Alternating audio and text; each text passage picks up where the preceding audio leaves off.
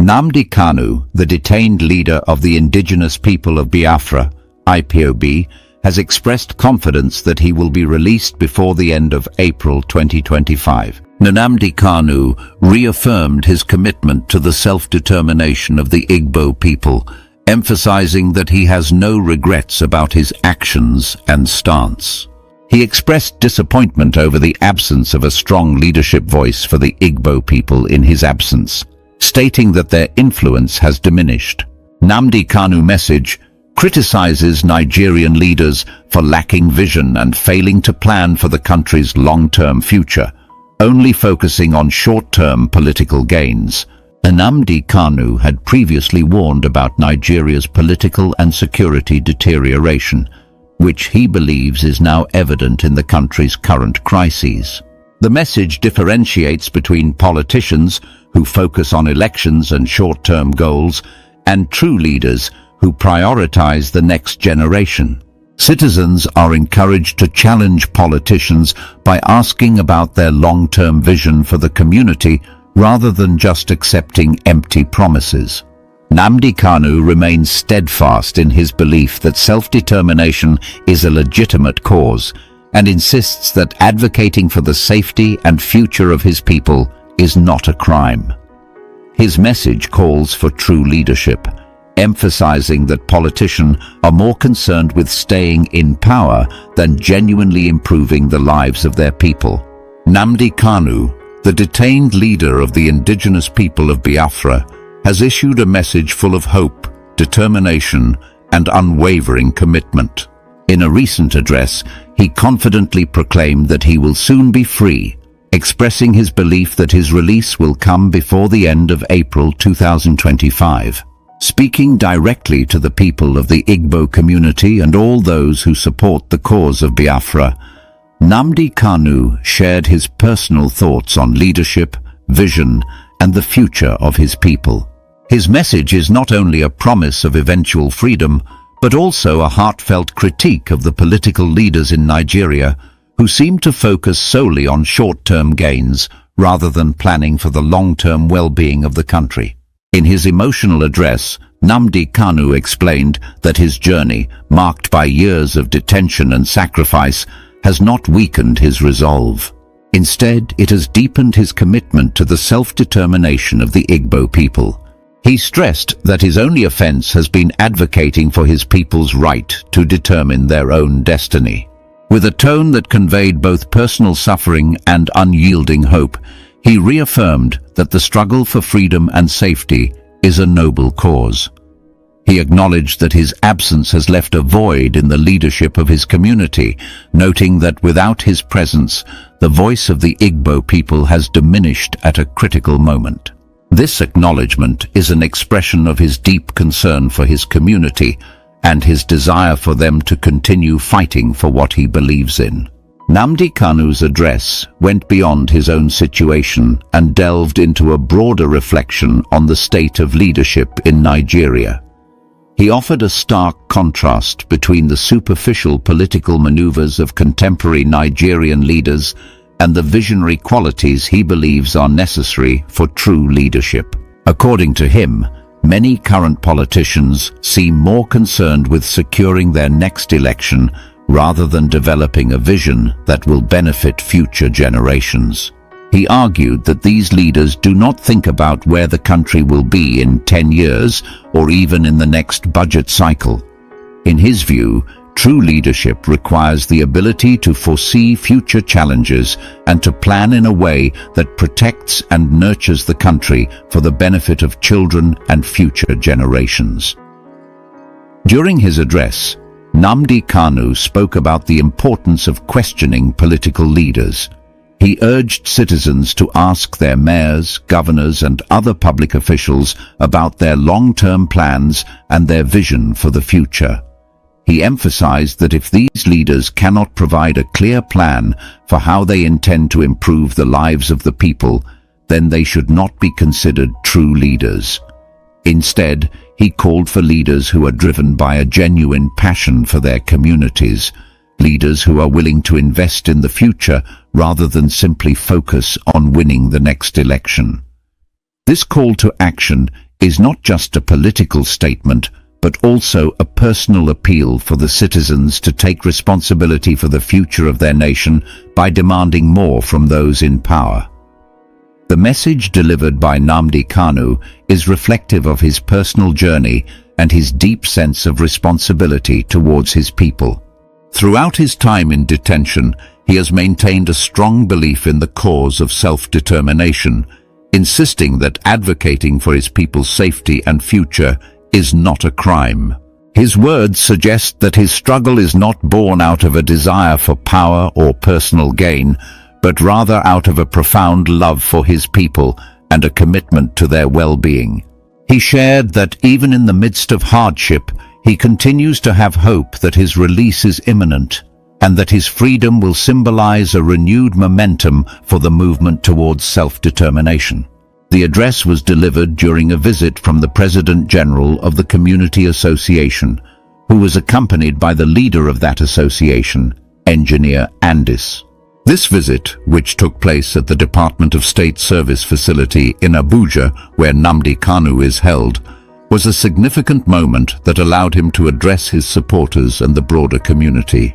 Despite the long period of detention, Nnamdi Kanu was observed to be in good health and even had gained weight, a detail that surprised many who had expected his situation to have a more deteriorating effect on his physical state. This observation reinforces the image of a leader who, despite the harsh conditions of detention, remains robust, resilient, and undeterred in his convictions. The narrative that Nnamdi Kanu has shared is deeply personal and resonates with the aspirations of many who believe in the right of self-determination. His message serves as a reminder that the struggle for freedom is often accompanied by significant personal sacrifice, and that the cost of such sacrifice is measured not just in years of confinement, but also in the enduring commitment to a vision for a better future. In his passionate discourse, he underscored that the pursuit of self-determination and genuine leadership is essential for the progress and stability of any nation. By advocating for a future where political leaders are evaluated on their vision and passion for future generations rather than on their immediate political gains, he invites his audience to rethink what true leadership should look like. The words of Nnamdi Kanu are both a promise and a challenge. They serve as a beacon of hope for those who have supported the movement for the self-determination of the Igbo people, and for all who believe in the possibility of a better future for the region. At the same time, they challenge the current political landscape by highlighting the shortcomings of a system that seems to prioritize personal interests over the common good. His address calls for a reawakening of the leadership spirit, urging those in power to look beyond the immediate and to invest in the future of their communities. In conclusion, the emotional message delivered by Nnamdi Kanu is a powerful blend of personal resolve, political critique, and visionary ambition. It is a statement of faith in the eventual triumph of his struggle for self-determination and a call to the people to demand a higher standard of leadership. His message is both an assurance of his impending freedom and a rallying cry for all those who believe in a future where leadership is defined by foresight, passion, and a commitment to the well-being of future generations. Through his words, Nnamdi Kanu not only reinforces his own dedication to his cause, but also inspires others to hold their leaders accountable and to strive for a nation that is built on the principles of true leadership and visionary planning. Good afternoon, everyone. Thanks for joining me in this video. Today is Thursday, the 3rd day of April 2025. This is a message of hope from Nnamdi Kanu amidst the tension of insecurity from across the country. Nnamdi Kanu is sending a direct message. I will be released soon. Nnamdi Kanu tells Ndigbo, I will be released soon. Now, there is this Ndigbo association that is called Igbo Community Association, ICA. Their leader is Engineer Ikenna Ellis Ezenekwe. So they visited Nnamdi Kanu where he is in Abuja. So Nnamdi Kanu told them that he is optimistic that before the end of April that he will be released. Okay, now before we go into the details of the message Nnamdi Kanu sent across, it is important we understand one thing. At this moment, we are in Nigeria, where the tension is arising every day, where everyone is coming to reality. I see a lot of people calling Nnamdi Kanu, oh, Nnamdi Kanu is a prophet, oh, he saw this, so some persons say, oh, Nnamdi Kanu said all these things that is happening today. Oh. So there are mixed reactions because of what Nnamdi Kanu predicted that will happen in the future. This is not something like prophecy. That is what people did not understand. If you are a visionary leader, you must be able to understand where your people will be in the next 10 years. And that is why every now and then we are retrogressing instead of progressing. Because the leaders we have, they are not leaders to say. The people we have in the position of leadership are not leaders. So they don't have the vision. If you meet, for example, you meet the Senate President or Speaker House of Representatives, just ask them one question. Where will Nigeria be in the next 10 years? They don't have the idea. All they are interested in, next budget, note, next 3 years budget, note, next 3 years budget, note, the regime change. The money you have, you can use it to live and turn, and even though you lose the nation. That is what they have. That is what they think. But any visionary leader should be able to think, what will be the future? Just like you have children now, if you're a father, okay? If you're a father like me, I think you should be able to look at your daughter or your son and think, where should my daughter be in the next 10 years? How will I provide for her in the next 10 years? Where will she be? What will she do? These are the things a visionary leader will see. What is the obstacle that could challenge her tomorrow? How am I going to eradicate the obstacle? You understand? So Nnamdi Kanu meant well for the Igbos. He meant well for everyone in Africa. So he meant well for the whole black race. He saw the people because of the love he has for the people. And he started imagining, with this kind of thing, where will my people be tomorrow? And he said the best thing is, let us separate. Nigeria has to be dismantled. Don't forget that if you are a one Nigerian is today, Nnamdi Kanu was. That is what a lot of people don't understand. Nnamdi Kanu, I even have some of his videos where he was campaigning for one Nigeria good governance, that people in leadership should try. That is what everyone will first do, because everyone wants a better country.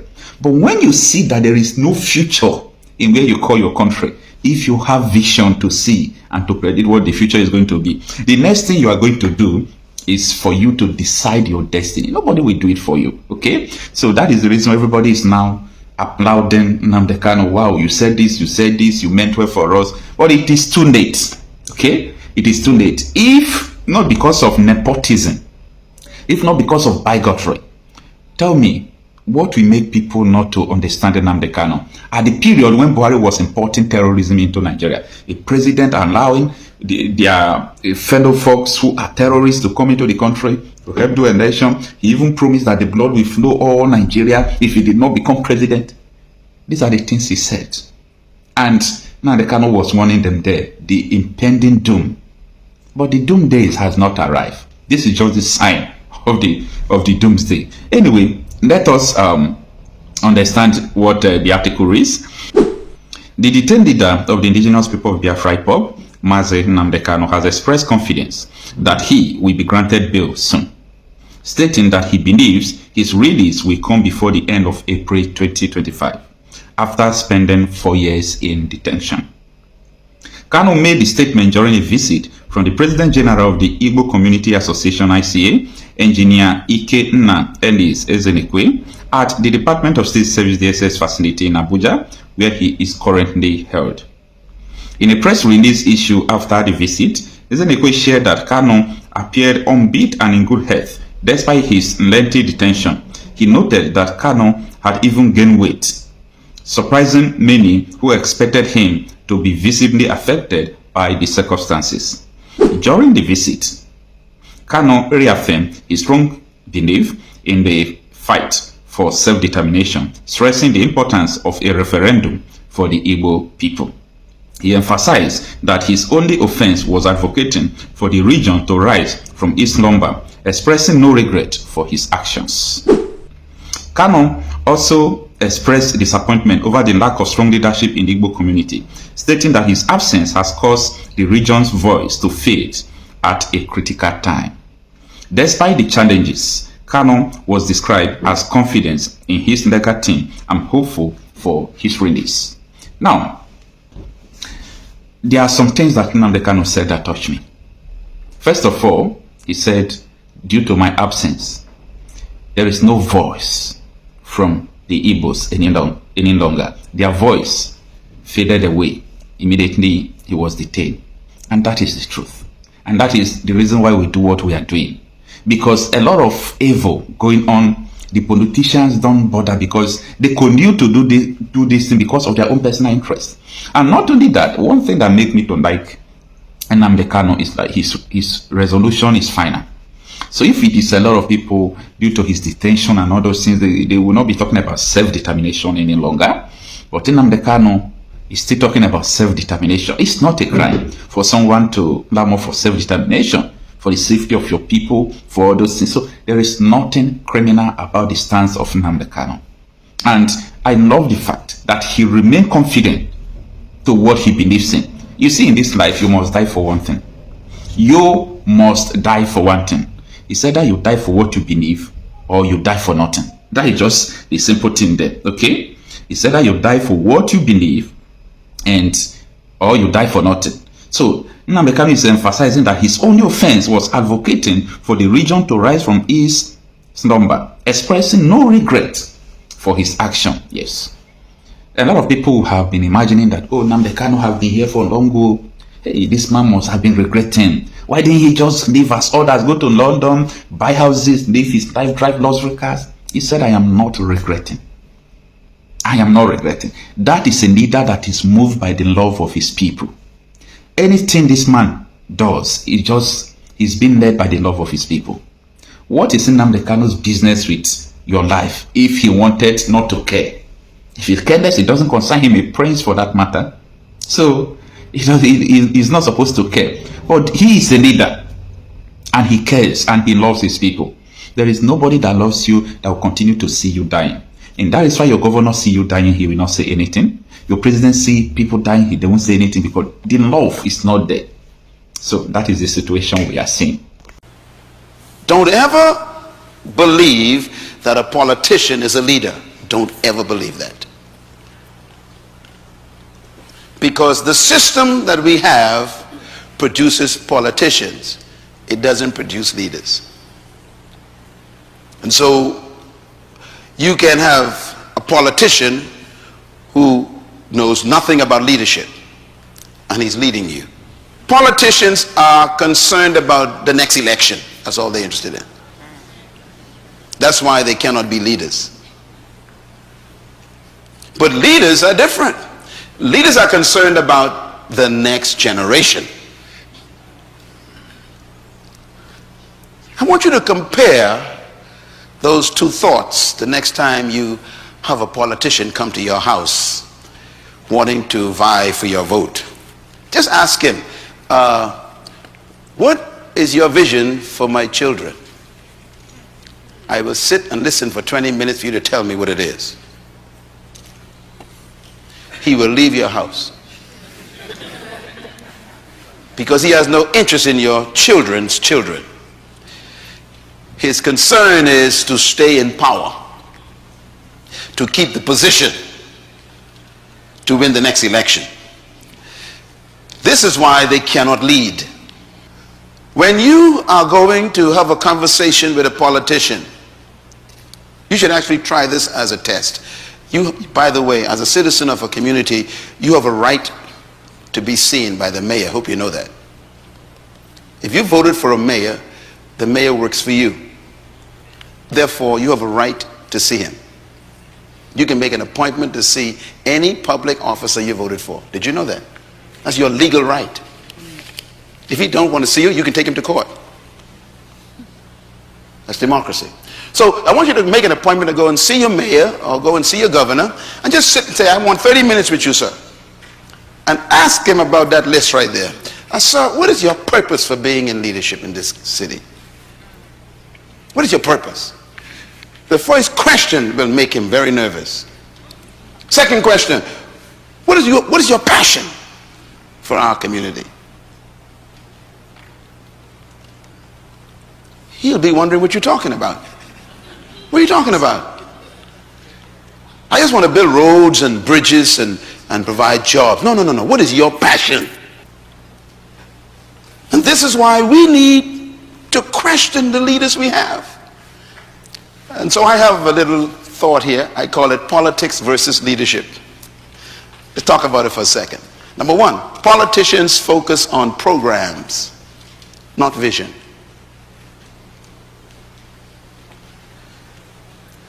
Number two, politicians' priority is securing the next election, not securing the next generation. Their focus is different. Number three, politicians are preoccupied with promises, not purpose. What we need is statesmen, stateswomen. We don't need more politicians. A statesman is an interesting human. A statesman thinks of the next generation. This is the end of our news update. Please click the icon on the top right corner of your screen to watch my next video. You will enjoy it. I will see you again in my next update. Enjoy the rest of your day. Goodbye for now.